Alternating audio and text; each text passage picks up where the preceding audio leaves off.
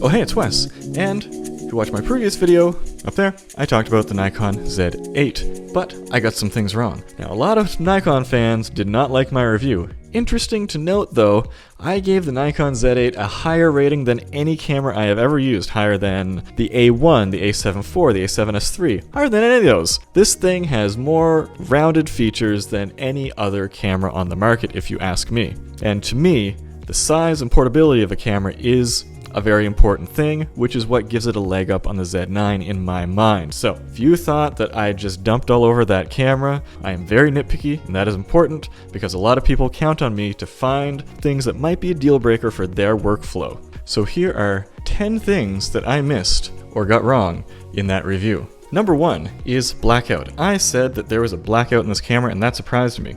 It turns out I was wrong and right. Well, there are a few things that can cause blackout in this camera. I'll have a link down below for something that goes into more in depth with that. That's not what this video is all about. The main thing that we will see that causes a blackout to happen in this camera is photo flicker reduction setting. Now, the problem here is I don't want to turn that off. There's no mechanical shutter here, and increasingly everywhere you go, everything is artificial lights, LED lights, CFL lights, and they're super unreliable. If you're shooting indoors, you want to have this option turned on, and if this option is on, you will get blackout when shooting. If you turn it off, you might not. Now, when you're shooting in lower light, lower shutter speeds, there are other things that can cause this. Again, check out the video below. This is not a setting that I want to turn off, and in higher-end Sony cameras, flicker reduction doesn't cause blackout. So there's a differentiator there, but you can go blackout free if you want. Especially, say, if you're outside shooting wildlife, don't need flicker reduction, go for no blackout. Number 2, something that I missed and didn't talk about, because I didn't think it was as bad as it was, is on the side here we have 2 USB ports, which I'm sure you're already aware of. What you might not be aware of is that when you're plugged in with the data port, it is very data only. It will take absolutely no power whatsoever. So if you're a studio shooter and you're used to tethering to your computer and having your camera maintain a charge while you're shooting, this is a no-go now. You will have to connect with 2 USB cables in order to get your camera to charge while you're shooting. Some people were saying, oh, I'll just strap a battery bank to my camera and plug that into the power delivery port. That's silly.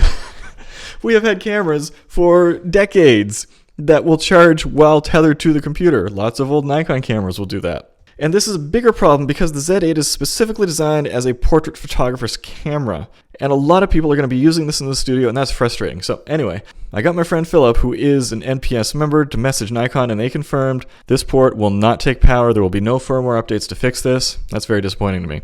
And there are other issues with that. If you are using a very expensive powered tethering cable, so this is a fiber optic cable, it has boosters in line, the lack of a power connection between the computer and the camera causes those cables to not work. I also couldn't get any longer cables to work. Some very expensive tether cables, they just wouldn't work. I couldn't get anything over 10 feet to work, and I suspect that has a lot to do with the fact that there is no power in this line. Number 3, something I got completely wrong, is that I said there was no IBIS for third-party totally manual focus lenses. Not true. It's just set up very strangely. I put it in my quick settings here. You go to non-CPU lens data, and in there you create presets for manual lenses that you can swap through. So as you can see here, I have a 50mm lens that's an f1.2. I have a 20mm lens that's an f1.4. It's actually 21mm f1.5, but there's no option for that in here. So it's not precise, and it's a little harder to change on the fly. You just have to get it ready in advance, and then you can do it. Now, you don't get the full lens stabilization. I didn't test this in depth because any is good for me. They say it's 3 stops instead of the umpteen stops that this will provide with first-party lenses. Number 4, firmware updates. This is a positive that I could have mentioned. The Sony A1 has been languishing without some very obvious firmware updates. Some people are mad that in a way that I consider to be somewhat unjustifiable. You buy the camera that you buy and you get what you get and you don't get upset. Now, we do expect a certain number of firmware updates, especially the ones for features that come in lower end cameras. Like this, the Sony A7 IV, it has lens breathing compensation. The A1 doesn't have it.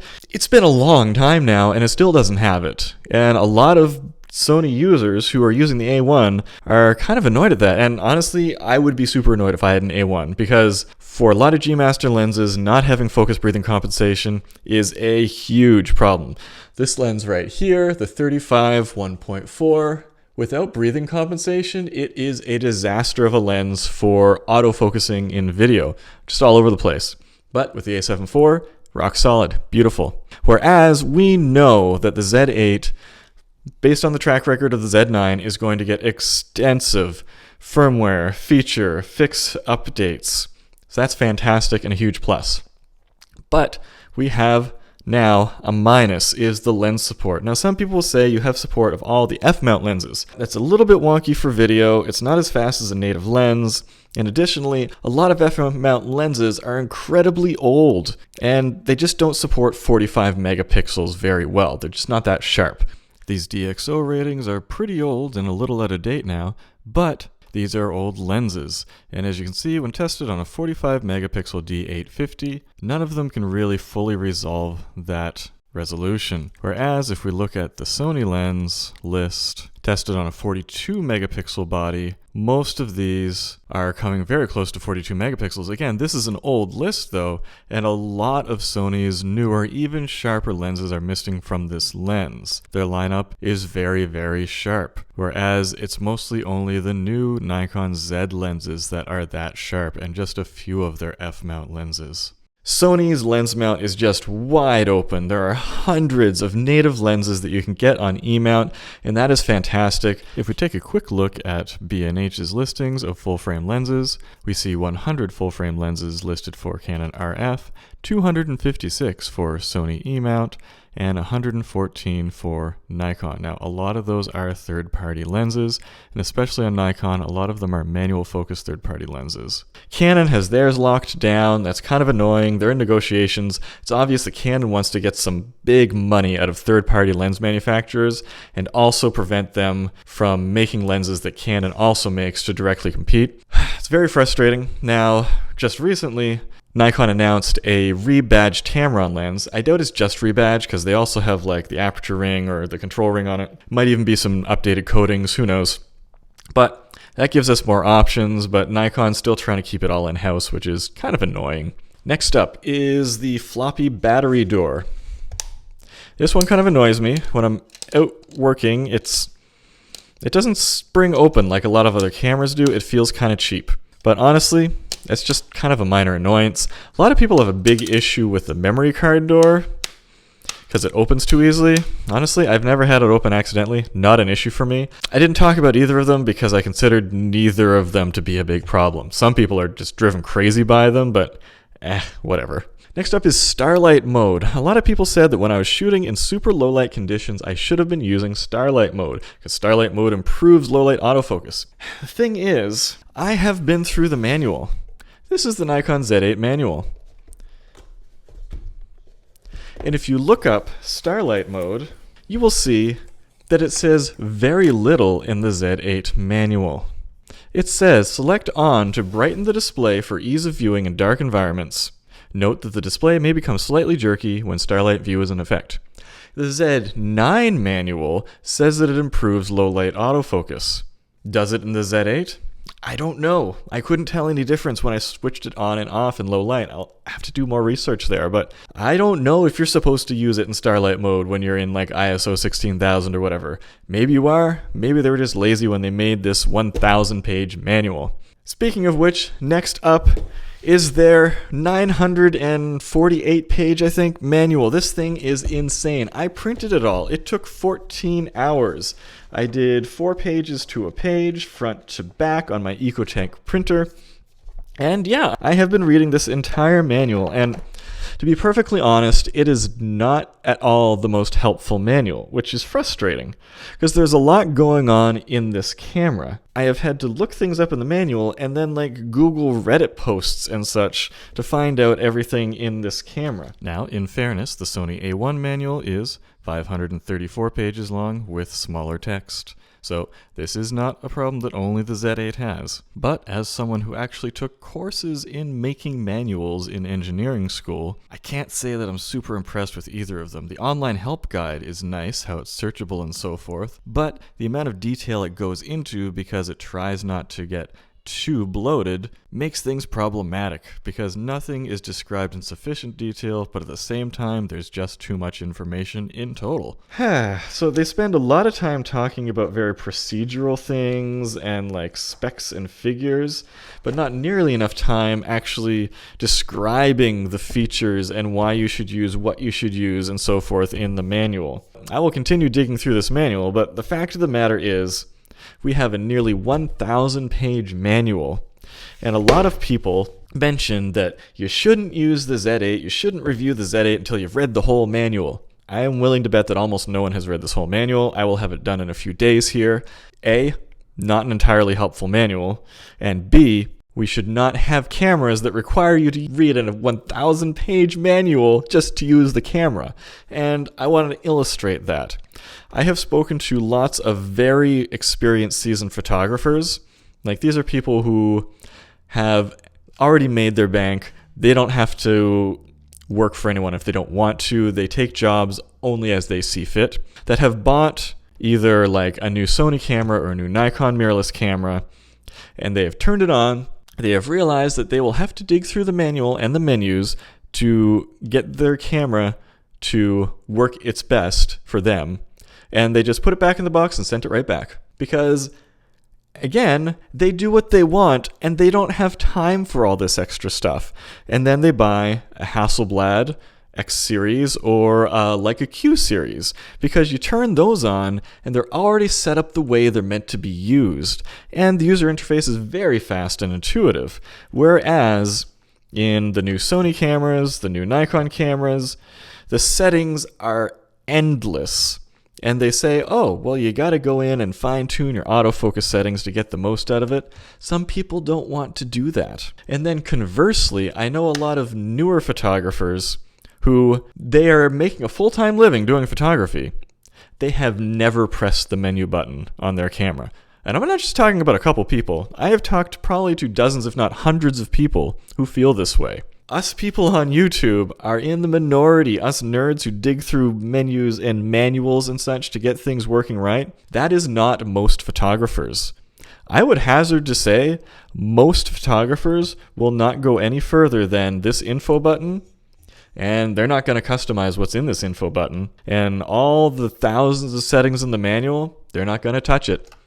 If you have to menu dive to get the job done with your camera, a lot of users, if not most of them, just aren't going to do it. Now, I hear you saying this is a professional camera. A professional is going to do that. No. You are kind of a geeky person on YouTube, just like me if you're watching this video. And sure, we're going to do that, but a lot of people aren't. There are a lot of photographers clearly missing from this very normal-looking demographic readout of my YouTube channel. Sony, Nikon, and Canon, they've got to start simplifying these things because it's getting out of hand. And it is not great for the overall camera market and people who are migrating to professional photography who are used to using their phones that are super easy and have very good user interfaces. Anyway, I spent way too much time on that. When you're tethering to a computer, you can't automatically save it to your cards and the computer. So when I'm shooting with a Sony, I'm writing to both cards and I'm writing to the computer. So as soon as I take a picture, it's saved on 2 memory cards, computer's hard drive, and a cloud backup through Dropbox all at once. When you're shooting with Lightroom or Capture One, just doesn't do it. And in addition to that, Lightroom still isn't natively compatible with this. It took several months for the Z9 to be compatible. I can get this, however, to tether just fine with Capture One. What is going on, Adobe? Why does this take you so long? And even once Adobe does support it, it's not going to be as fast or as seamless as using Capture One. Now, Nikon has tethering software of their own, but it's not very fast, not very intuitive, and let's face it, nobody wants to use that. They just want to use Lightroom or Capture One. And the last thing that I didn't mention in this video is something very interesting. This camera is a cheater. When you're shooting in crop mode, it's not just looking at the center of the sensor. When I'm shooting in crop mode on a Sony, all it's seeing is the crop sensor that we are using. Interestingly enough though, the Z8, it knows when there are eyeballs just outside of frame.